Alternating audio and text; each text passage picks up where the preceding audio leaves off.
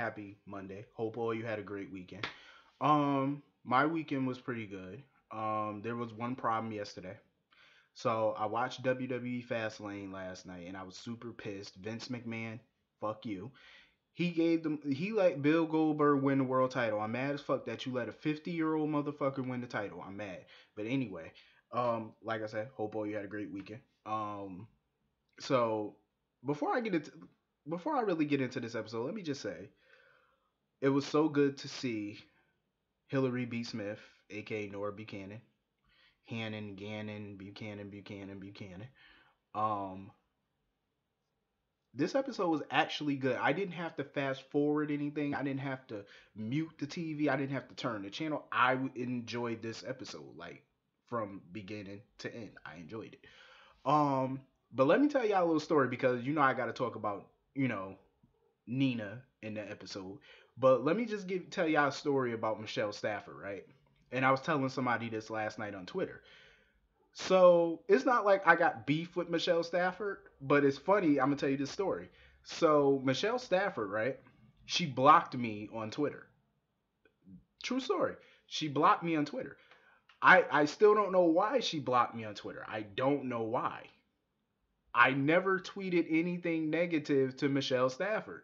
I never said nothing negative about her. Maybe she saw the review one day where I I said some negative things about her character, but I never said anything negative about the actress. So I didn't understand why I was blocked from her Twitter.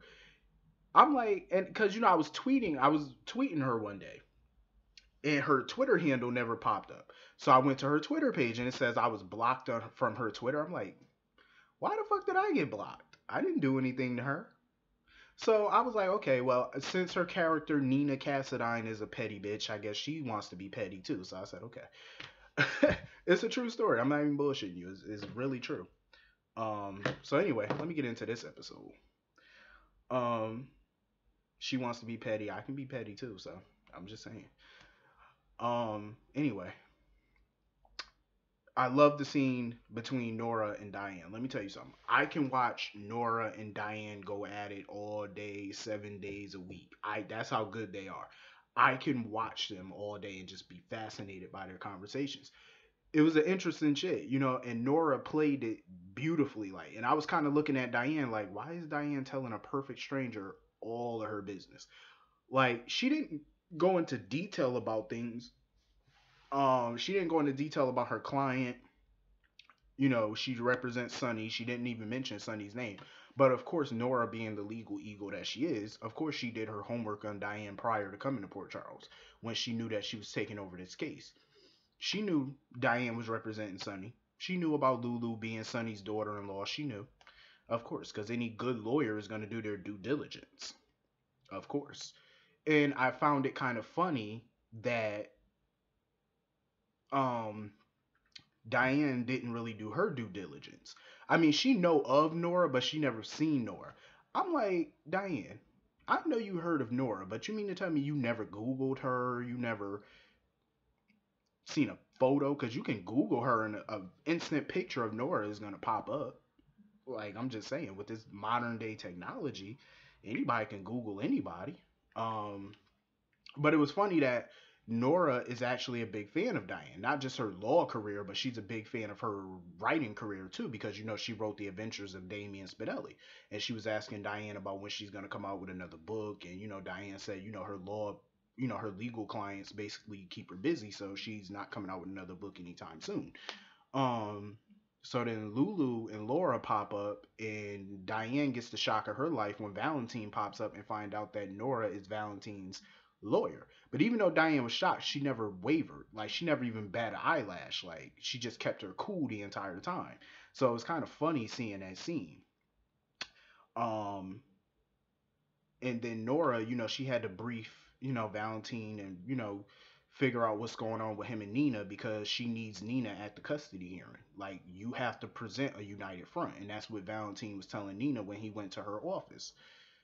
My whole thing about Nina is, and I'm going to be very specific here, I just feel like she's a narcissist.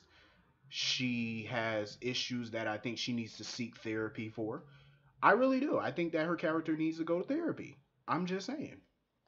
Because number one, I just feel like Nina is creating problems in her marriage where there isn't any problems.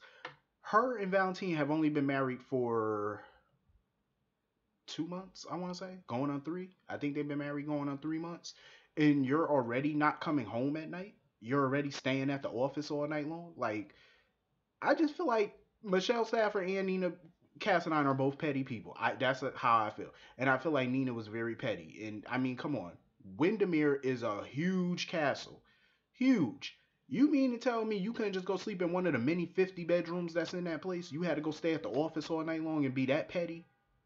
Like, seriously, all because Valentine was at Anna's bedside at her hospital?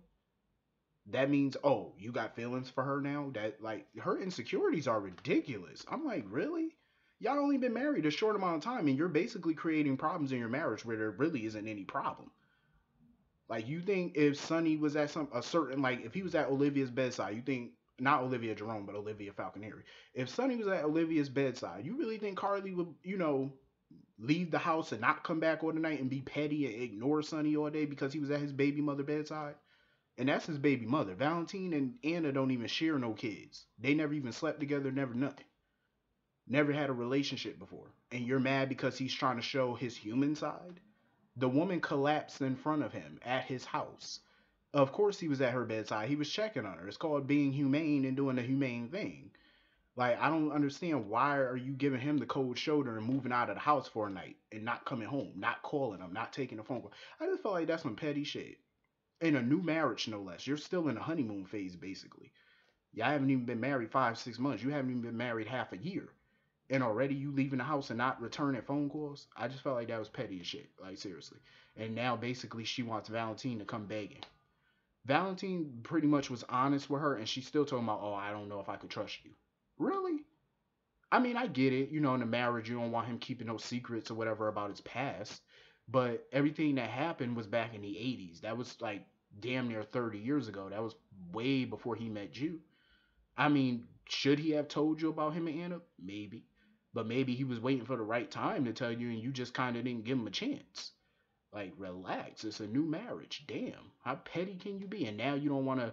Now you want to act like you don't want to show up to the custody hearing now. Like you're being that petty that you're about to cost him his own daughter, a daughter that you claim that you love, because she's your stepdaughter. I just feel like that was totally petty. Um. So anyway, Lulu. Lulu irks my soul. She really does. She gets on my goddamn nerves. Like she always like gets these looks on her face. Like anytime somebody try to tell her some common sense, she looks like she just don't want to hear it. And Diane made a good point. Dante made a good point. It's like chill out.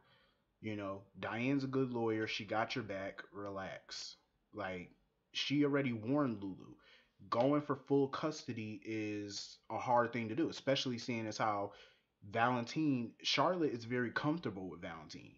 She's very comfortable with Nina. She loves the both of them. She's more, suitable to live with them. She's comfortable with them. She doesn't know Lulu. She doesn't know Dante. She doesn't know Laura. She doesn't know Rocco. She don't know them. So she's not comfortable with them.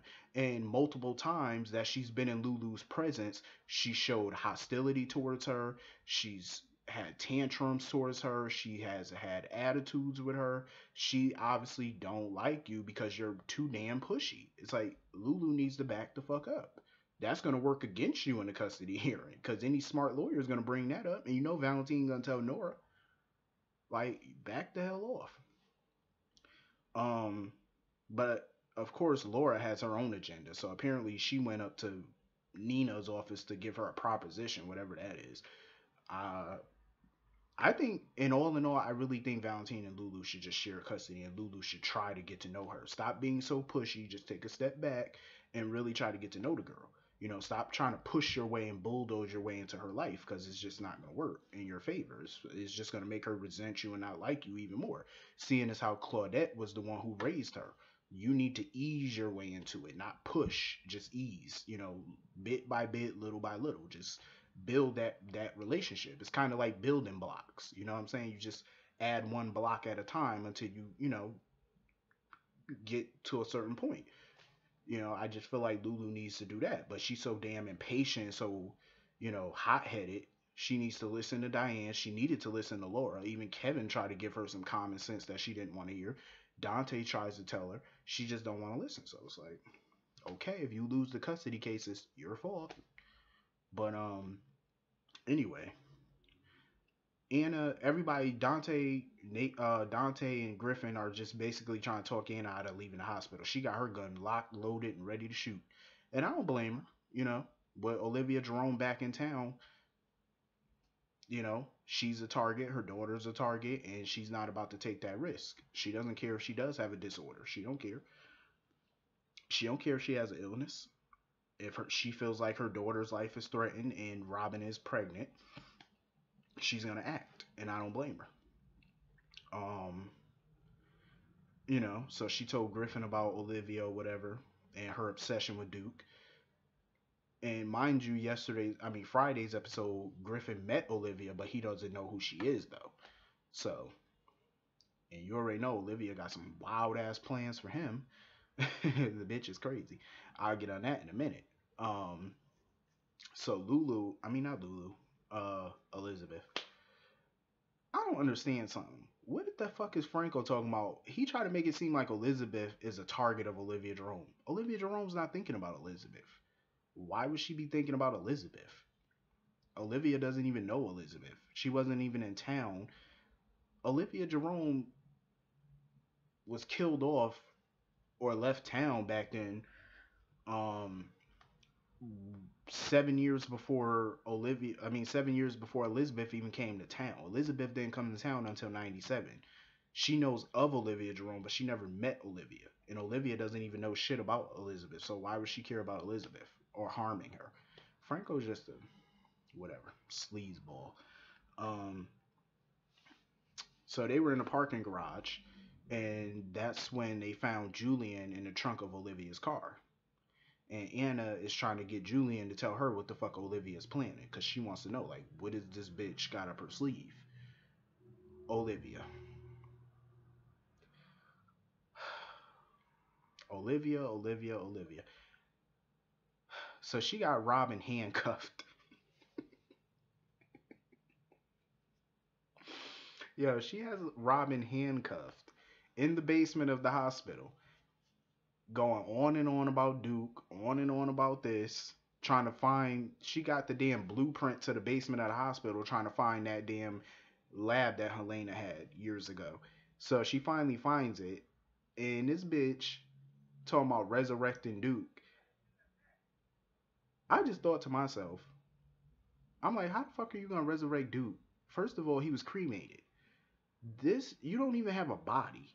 This bitch pulled out a tube that had a lock of Duke's hair in it. Talking about that's her key. That's how she gonna use it. I said, huh? I was so confused. I said, wait a minute. How the hell are you gonna resurrect Duke with a lock of his hair? You need a body, you crazy bitch. Like she's like a beer short of a six pack. Like seriously, you do not. I really think Shady Brook. She. Most people say she should be institutionalized in Shady Brook. No, y'all in New York. That bitch need Bellevue, a 24-hour watch, 7 days a week. Cause that bitch is crazy. How you gonna pull out a lock of somebody here and use that to try to revive them, resurrect them? You know how insane you sound. Like people thought Helena Cassadine was fucking nuts, but this bitch take the cake. I've never seen nobody on a soap that deranged. She takes delusions to grandeur way, like she takes it literally. Like she's past delusional. That's all I can say about her. She's past delusional. Like this trick is crazy. So now she got some wicked plan for Griffin, talking about her and Griffin are gonna be together forever. I'm like, what are you planning on marrying him or something? Like, what the fuck is wrong with this lady? Like, she is cerebral. Like, this bitch is crazy. Like, I was just looking at her in disbelief. I said, really? I say, yo, this bitch is nuts. This episode was good. I can't front. This episode was good. But anyway, I don't think I'm forgetting anything. But anyway, I hope all you have a great day. I'll see you all tomorrow. Have a great day.